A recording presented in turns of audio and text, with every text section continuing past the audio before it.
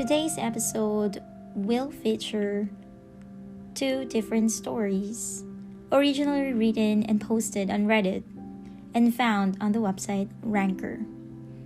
Enjoy!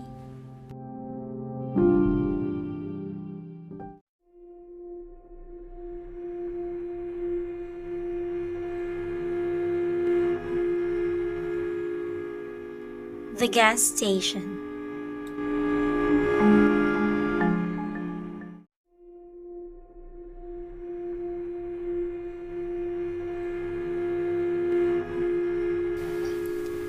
I was driving from Dallas to Tuscaloosa, left at midnight and drove straight through the night with two friends passed out sleeping. It was probably 4 a.m. and I had a quarter of a tank of gas, which translates to about 100 miles. I saw that the nearest town was about 19 miles, so I was pretty worried about making it. Before I hit that town, I ran into a tiny town that wasn't on the map. A few houses, a gas station, a convenience store, and that was about it. I walked into the gas station and handed the guy $50 so I could fill up. He was a really tall, skinny black guy, like skin wrapped around bones level skinny.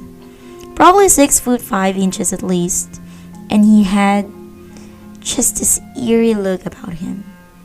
He looked at me, leaned over the counter, scanned the outside, and looked back at me. He handed me my $50 back and a hat and said, "Look, you look like a nice young fella. You don't want to be out here at this time of night looking like that. Put that hat on, get to your car quickly, and get gas at the next town." Based on the way he said it and how he pointed, looking like that was about being white, I think. But I'm not positive. I was super confused and just said, "I don't have enough gas to get there. That's why I'm here. I didn't even know this place existed." He responded, "It doesn't. Here, there's 2 gallons left in this can. Just drive another 15 to 20 miles out and use those 2 gallons. But please, you need to move now." At that point, I stopped questioning him and left. On my return trip, it was daytime, so I wanted to stop back in and return the can with 2 gallons in it. But wouldn't you freaking know, couldn't find the freaking little town again. It's like it disappeared over the weekend. To this day, I refuse to stop in small towns that aren't on the map. I have no idea what the gas station employee was trying to save me from, but he pushed me out of there with some urgency and even gave me free gas to do so.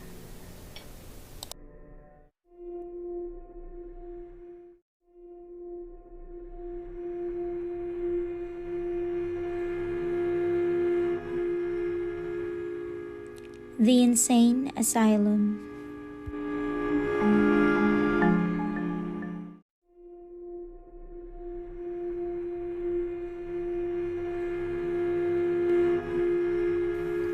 When my friends and I were 12, some other friends were talking about this place they had found a few roads down from our school. They said it was an insane asylum.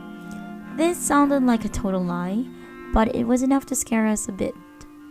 Eventually, after they convinced us to go see it with them, we met after school and walked down to where it apparently was.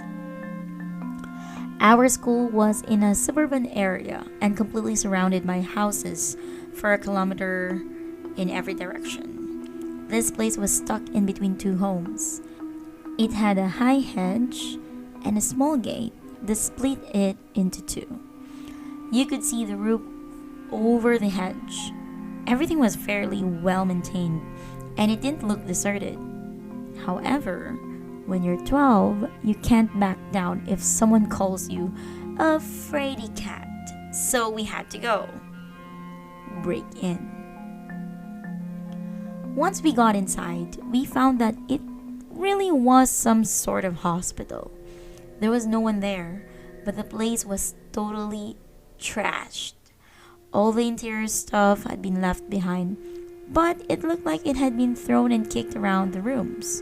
Everything was broken and scratched and ripped and torn. Chairs, tables, couches, curtains, windows, those little brown medicine bottles, paper, files, bent metal cabinets, etc. It was just a hospital-themed trash heap. There were also dark brown stains along a lot of the walls. Long lines like you dragged your finger or hand, but you also vague, shapes like letters. That scared the sheez out of me. The place definitely felt deserted, but there was also sunlight streaming through all the windows, and nothing looked particularly old, so it had this really odd surreal quality. The best bit was finding two legit wide padded cells or rooms with that tiny window and the door and the curly iron gate in front of it, just like in the movies. In that particular mess, I found a blue file filled with handwritten notes on exam pad paper in alternating blue and black ink. It read like a nurse writing a diary about her patients. Tuesday, 16th of June.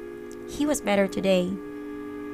There must have been about 100 filled pages, but it seemed to focus on 3 or 4 patients. At that point, we knew for sure it was some kind of institution. Not that the padded rooms didn't give that away. I decided to take the file home. At some point, someone found a piano and smashed some keys. We all just ran.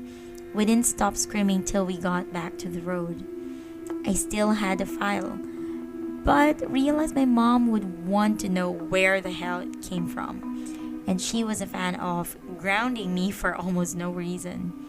But I also started to get this really weird sick feeling in my stomach whenever I held it.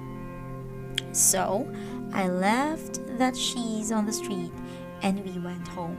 Still regret that, but also not really. We must have spent about 2 hours exploring that place, and there were 8 of us who all remember that day. I also live in the area, so I could go there now. The only thing is, it's not there. I get that renovations happen or property gets sold, especially with all the time in between the, then and now.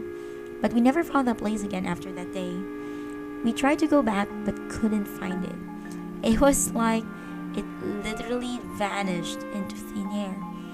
The hedge, the gate, everything gone. We even checked other roads in case we were on the wrong one, but nothing. And that makes no freaking sense. I mean, I imagine there's a rational explanation, but that definitely turned that afternoon into legend for all of us, and is still the creepiest experience I've ever had. Ever.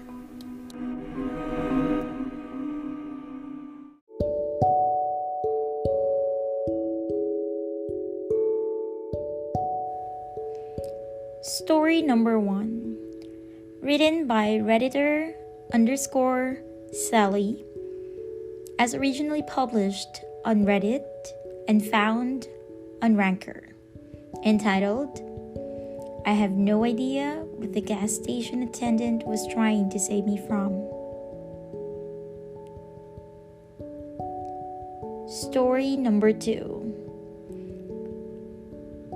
Written by Redditor /end.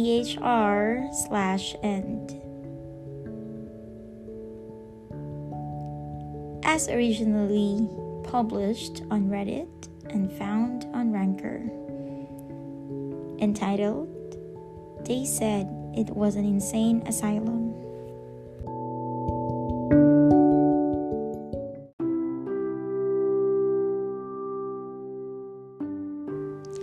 Hey everyone, this is Kida Emino.